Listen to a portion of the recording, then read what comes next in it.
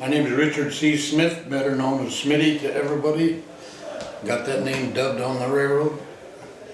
And a friend of mine is working for the Milwaukee and got me a job. I went to work in a crew in Othello, Washington in a blizzard in 1954, January the 7th. And I was ready to go back home, it was so cold. Worked in a crew for about 6 to 8 years, worked my way up to foreman. And then a signal maintainer. Each maintainer had about 100 miles of territory. Had to maintain the crossing signals, the train signals, the pole line. And in about 1960, the railroad decided to abolish 5 of the jobs and lengthen territories. Well, I was at Ellensburg, but the guy at Beverly had more seniority and his job got abolished, so I got bumped out. And all I could do was go back into the crew. I didn't have enough seniority to bump into another maintainer at that time. So I went back in the crew till Auburn, Washington come open. And I bid on that and got it. I was signal maintainer at Auburn, Washington from 1966 to 1977, which was quite a big difference living over on that side of the mountains. I had the flu about every other month. And it was a good job though. My 3 girls graduated from high school over there, and so when the railroad, I had a chance to go to Hyack in '77, and I decided to get out of that traffic jam over there. I had 17 sets of crossing signals from Tacoma to Renton, and in bad weather, I couldn't even get in bed without getting a call of somebody. I spent 2 days a week at the Kent Depot putting new cross arms together, putting the lights on them, so it'd be all ready. I had one for each crossing signal on the wall, so they'd be ready to go when I needed them. So I decided to get the devil out of there, and I bid on Hyack when it came open, and I got to go up there in '77 till the railroad went down in '80, '82, somewhere in there. I offered to buy there was 3 substation houses up there that when the Milwaukee was electrified, they had a substation operator that operated the substation for the electrical part. And when the electrical part went down and we went to straight diesel, them houses would come. I lived in the middle one as a signal maintainer, and we had a section foreman in the other 2, and I had a lot of fun up there. There was good fishing in the lake, and the kids all went to school up there. So we went to, from there on we went to, they abolished, when the railroad went down, I got a little bit of severance pay. I bought a fruit stand up on Highway 2 up there by Casimir and moved up there. And I had applied with the BN, and after about a year I got a job with the BN and finished 11 years with them. And that's about my railroad career with it. But I had a lot of fun here, and I was signal maintainer at Ellensburg. Out here a couple miles, my territory went that far. There was an agent here called Jack Carter, and one time coming in on the tracks, I opened my signal and there was a snake in there, a rattlesnake. Well, I killed him, but he was still wiggling, and I brought him into the depot, and there was an old pot-bellied stove right here with a hole in the floor. Well, I stuck him down in there and laid him out, and the snake, and Jack turned around, just about had a heart attack.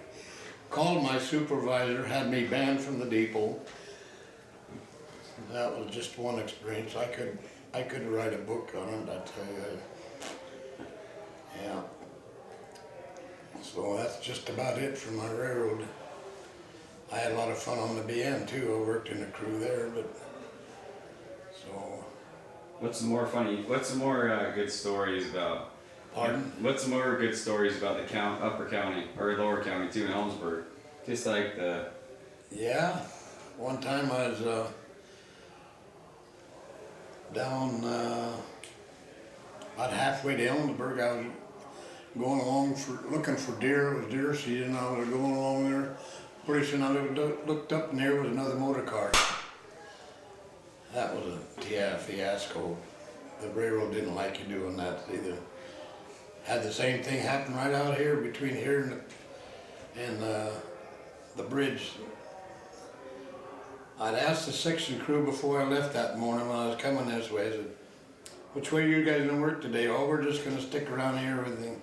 So I come down here and checked out the signals and everything, and going back, I went around that curve, and here come they had a big called a Waukesha. It carried about 6 guys. Couldn't get stopped, rail of steel wheels. I jumped off just in time, and wham! They had to pull my motor car back up, and I called my supervisor, and he said, I'll send a guy out. We're not going to report this. So they sent a mechanic out and fixed up my motor car, so I wouldn't have to. Yeah, I did a lot of work in the big tunnel up there. They used to, in the winter when they had blizzards, they had big doors. They'd close it so the snow wouldn't go in, because the water dripped from the top of the tunnel all the time, and made big stalactites and sticking down and up, so that trains couldn't, unless the section crew went in there and knocked them down. So they put these big doors on there, and when they did that, the wires that control the signals would break until they opened the doors, and we'd plug them back in so the signals would work.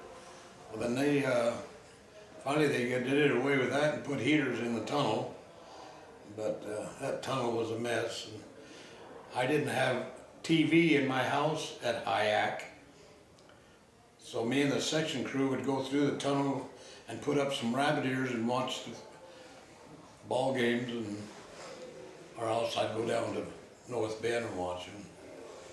But it was a life, and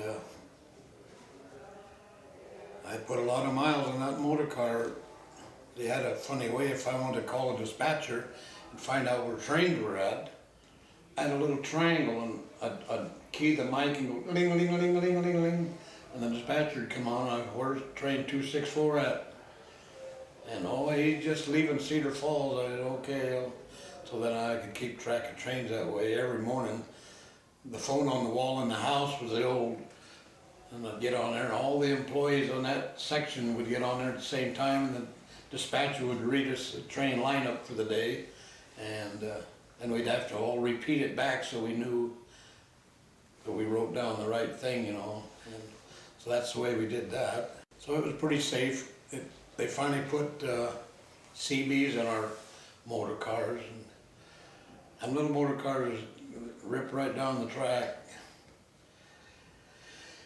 Ever so far they had what they call a set-off. They had planks and between the rails, and planks running away from the rails, so if you had to get off, you could just, it had handles coming out the back of the motor cars, so it'd be just like a wheelbarrow, you could pick it up, all the weight was in the front where the motor was, and you just turn it around there and wheel it off, and either wait for the train or somebody else come by. They had a lot of work trains on the track and stuff. So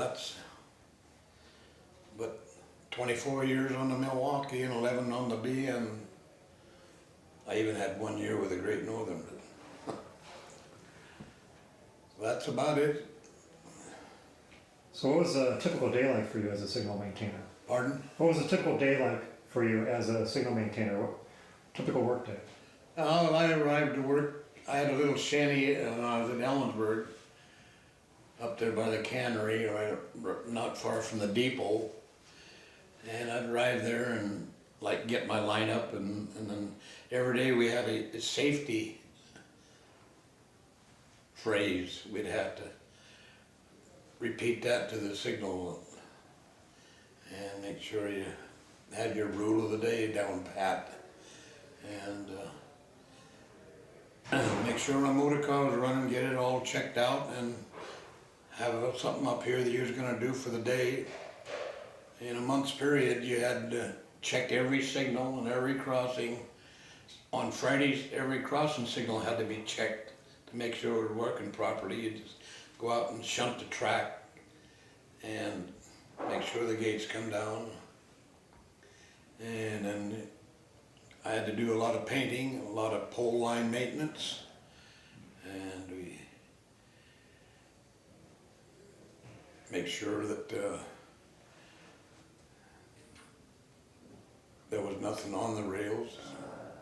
If a train come by, you had to be set off for, of course, and every employee had to do what we called a roll by. You had to stand and make sure every wheel on that train was working properly, not sliding or skidding and so we had to give every train a roll by. And that was about it. I had a list of maintenance of each signal that I had to do every month, and at the end of the month I had to make out reports. Every day I had to make out reports of each function of what I was doing had a function number. So I had to put down numbers of, they'd know what I was doing for that many hours.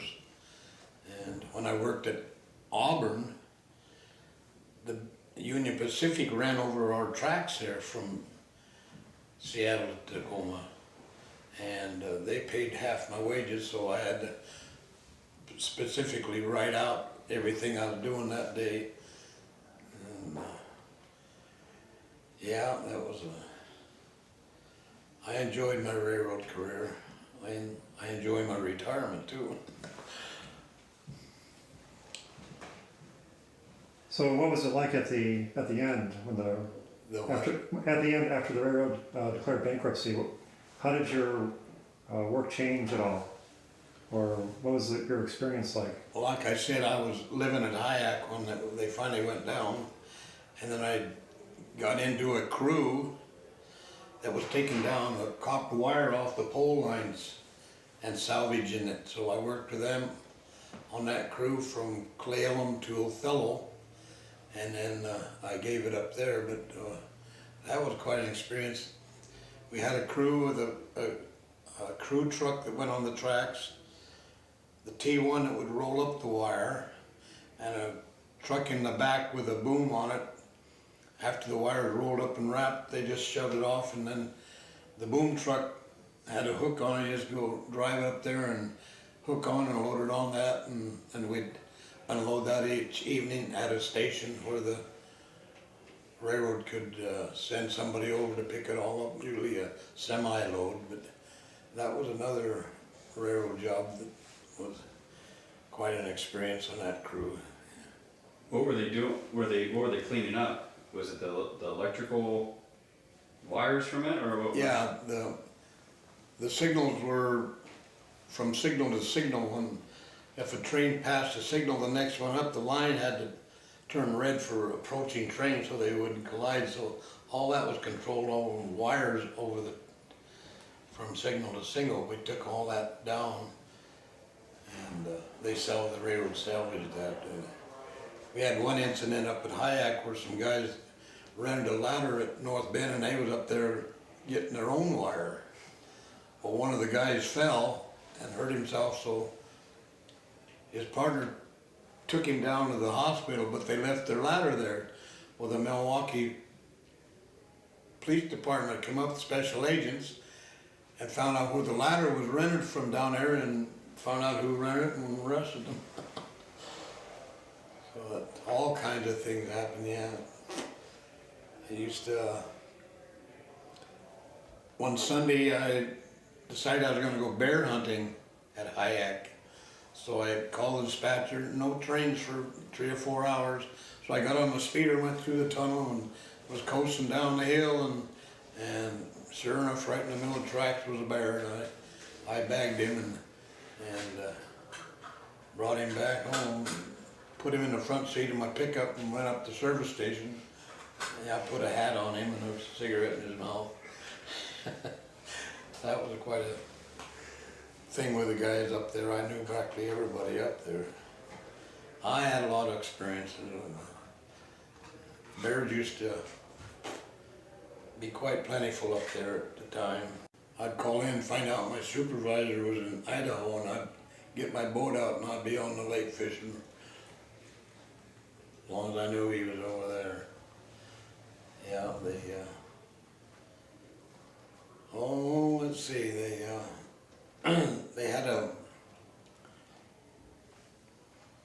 had a snow bridge over the tracks just railroad east of Hyack, and they had a derailment in it and tore down the snow shed, and they brought all them timbers in and stacked them up by Hyack, not too far from my house.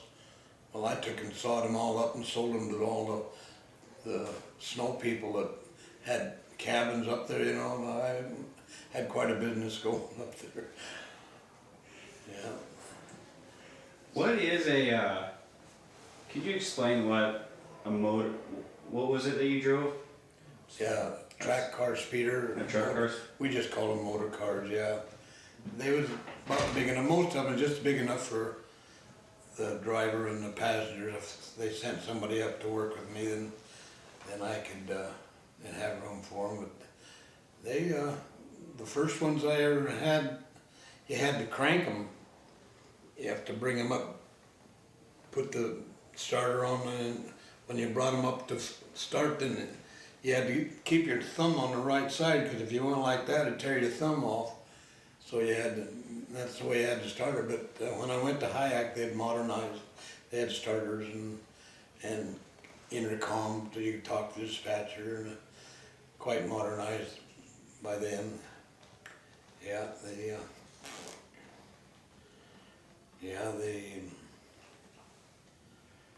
they finally got me a truck at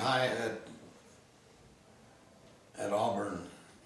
We had so many trains on that. We had the Union Pacific and the Milwaukee, plus the switch engines that come out every day to switch for Boeing, all that. I didn't have much time to get off the track with my speeder, you know, and the rule was you'd be off the track 5 minutes before the train left the last station.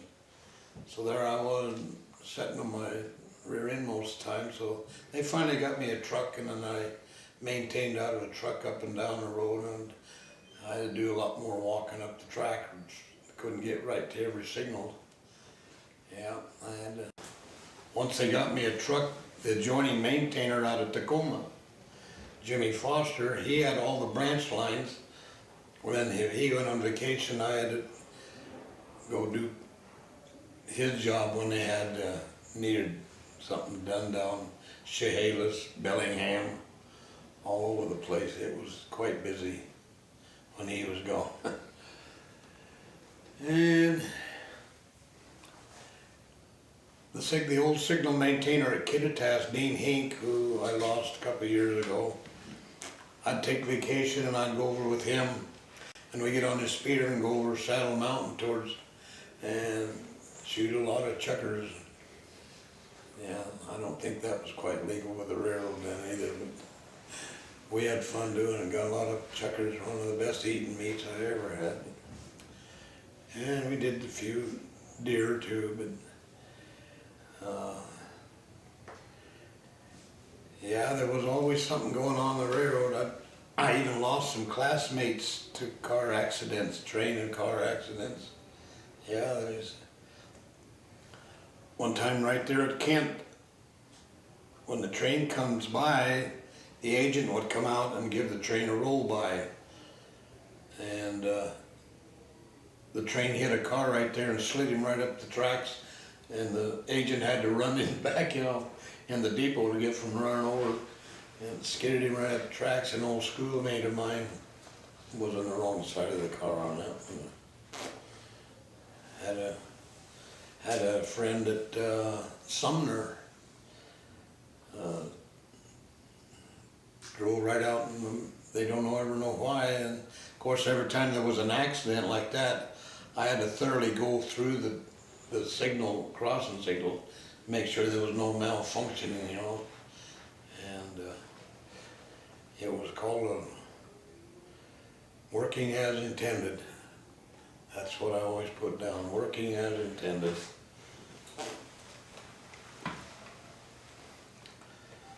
Yeah, there's